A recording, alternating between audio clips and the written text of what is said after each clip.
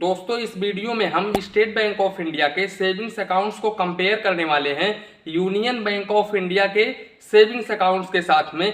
दोस्तों बेसिकली हम सबसे पहले ये डिस्कस करेंगे कि इन दोनों ही बैंकों का फीचर्स कैसा है, क्या इन दोनों बैंकों में अकाउंट ओपन करवाना चाहिए या फिर नहीं ओपन करवाना चाहिए। इसके अलावा हम इन दोनों ही बैंकों के रेट ऑफ इंटरेस्ट को डिस्कस करेंगे।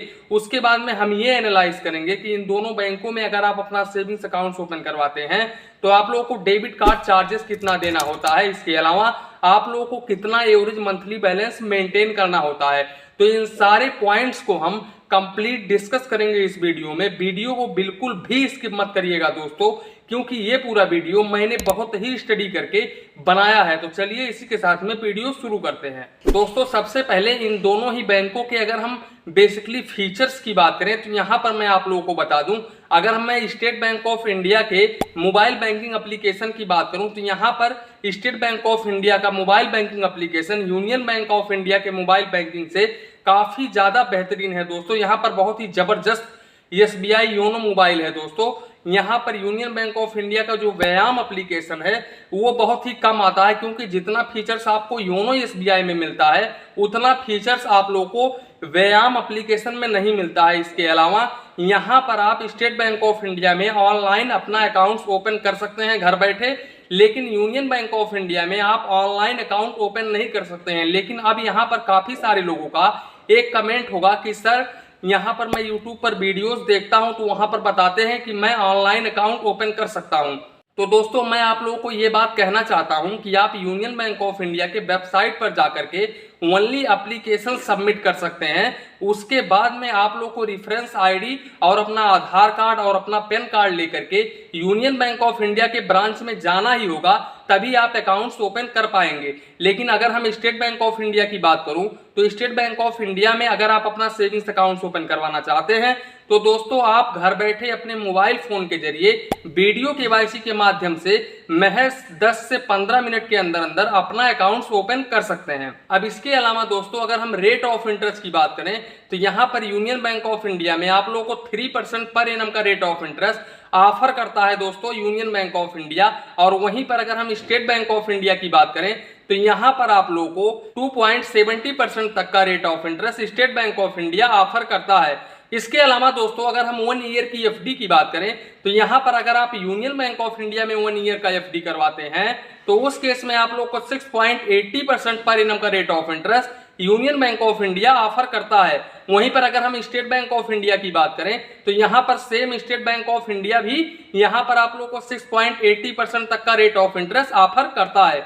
लेकिन दोस्तों यहाँ पर इन दोनों ही बैंकों में बेसिकली एक स्कीम चल रहा है दोस्तों, अगर आप यूनियन बैंक ऑफ इंडिया में 399 डेज का अगर आप अपना FD ओपन करवाते हैं तो उस केस में आप लोग को 7% तक का rate of interest union bank of India offer करता है।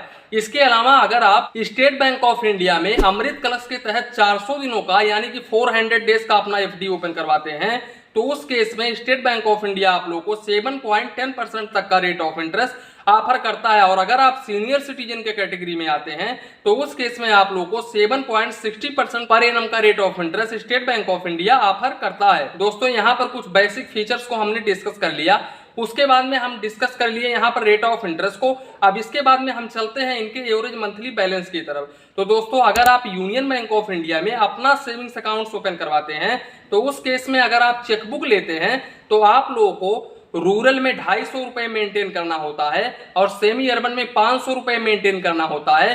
वहीं पर अर्बन और मेट्रो सिटीज में आपको 1000 रुपीज मेंटेन करना होता है। और अगर आप चेकबुक नहीं लेते हैं तो उस केस में आप लोगों को 100 रुपए रूरल में मेंटेन करना होता है, 250 रुपए सेमी अर्बन में मेंटेन करना होता है और 500 रुपए अर्बन में मेंटेन करना होता है। दोस्तों वहीं पर अगर हम स्टेट बैंक ऑफ इंडिया की बात करें तो यहाँ पर एवरेज मंथली बैलेंस आप लोगों को कुछ भी मेंटेन नहीं करना होता है। लेकिन अब सोचने वाली बात यह है, जब आप स्टेट बैंक ऑफ इंडिया के किसी भी ब्रांच में जाते हैं अपना सेविंग्स अकाउंट ओपन करवाने के लिए तो आप लोगों से दोस्तों कुछ अमाउंट अकाउंट में डिपॉजिट करवाया जाता है, तभी आप लोगों को अकाउंट ओपन करके दिया जाता है। दोस्तों इसके अलावा स्टेट बैंक ऑफ इंडिया के ब्रांच में जब आप लोग जाते हो सेविंग्स अकाउंट ओपन करवाने के लिए तो आप लोगों का इंश्योरेंस भी काट लिया जाता है। दोस्तों यहाँ पर 700 रुपए, 1300 रुपए, 86 रुपये, 90 रुपये। मैंने काफ़ी सारे लोगों से सुना है कि सर हम जब जाते हैं स्टेट बैंक ऑफ इंडिया के ब्रांच में तो वहां पर हमारा जो है वो इंश्योरेंस कर दिया जाता है बिना मुझसे पूछे। तो दोस्तों यहाँ पर मैं आप लोगों को बता दूं कि अगर आप अपना इंश्योरेंस नहीं करना चाहते हैं तो उस केस में आप अपने ब्रांच मैनेजर से जाकर के मिले और बोले सर हमारा जो इंश्योरेंस है वो मत करिए, हमको इंश्योरेंस नहीं चाहिए। दोस्तों यहाँ पर मैं आप लोगों को एक ही बात कहूंगा कि अगर आप अपने अकाउंट में अपना डिपॉजिट नहीं करना चाहते हैं तो उस केस में आप ऑनलाइन ही अकाउंट ओपन कर सकते हैं, तभी आप लोगों को एक भी रुपीस नहीं देना होगा। इसके अलावा अगर आप ब्रांच में अपना अकाउंट ओपन करते हैं तो उस केस में आप लोगों को कुछ अमाउंट जैसे 1000, 2000, कहीं कहीं पर 3000 भी ले लेते हैं अकाउंट ओपन करने के लिए, तभी आप लोगों का अकाउंट ओपन करके दिया जाएगा। इसके अलावा दोस्तों अगर हम एसएमएस बैंकिंग की बात करें तो यहाँ पर अगर आप यूनियन बैंक ऑफ इंडिया में अपना सेविंग्स अकाउंट ओपन करवाते हैं तो उस केस में दोस्तों आप लोगों को 15 रुपए क्वार्टरली देना होता है।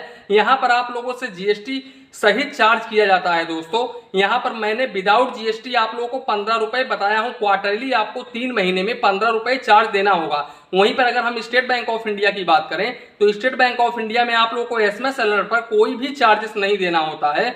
अब इसके अलावा दोस्तों इन दोनों बैंकों के अगर हम डेबिट कार्ड की बात करें तो यहाँ पर दोस्तों मैं आप लोगों को बता दूं कि अगर आप यूनियन बैंक ऑफ इंडिया में अपना सेविंग्स अकाउंट ओपन करवाते हैं तो यहाँ पर आप लोगों को एनुअली 236 रुपीज चार्ज देना होगा। यहाँ पर 200 रुपीज आप लोगों से चार्ज किया जाता है। इसके अलावा 36 रुपीज आपका जीएसटी हो जाता है, टोटल 236 रुपीज तक चार्ज देना होता है। वहीं पर अगर हम स्टेट बैंक ऑफ इंडिया के डेबिट कार्ड की बात करूं तो यहाँ पर आप लोगों को 125 रुपीज प्लस जीएसटी चार्जेस देना होता है। दोस्तों यहाँ पर स्टेट बैंक ऑफ इंडिया का डेबिट कार्ड चार्जेस बहुत ही कम है। तो दोस्तों आशा करता हूँ कि आप लोगों के मन में जो भी डाउट, जो भी कंफ्यूजन होगा वो बिल्कुल भी क्लियर हो गया होगा। तो इसी के साथ में वीडियो समाप्त करते हैं। वीडियो पसंद आया हो तो प्लीज वीडियो को एक लाइक करिए और अपने चैनल फाइनेंस बैंकिंग को सब्सक्राइब करिए। मन में कुछ डाउट हो, कंफ्यूजन हो तो प्लीज कमेंट करिए। धन्यवाद, मिलते हैं नेक्स्ट वीडियो में।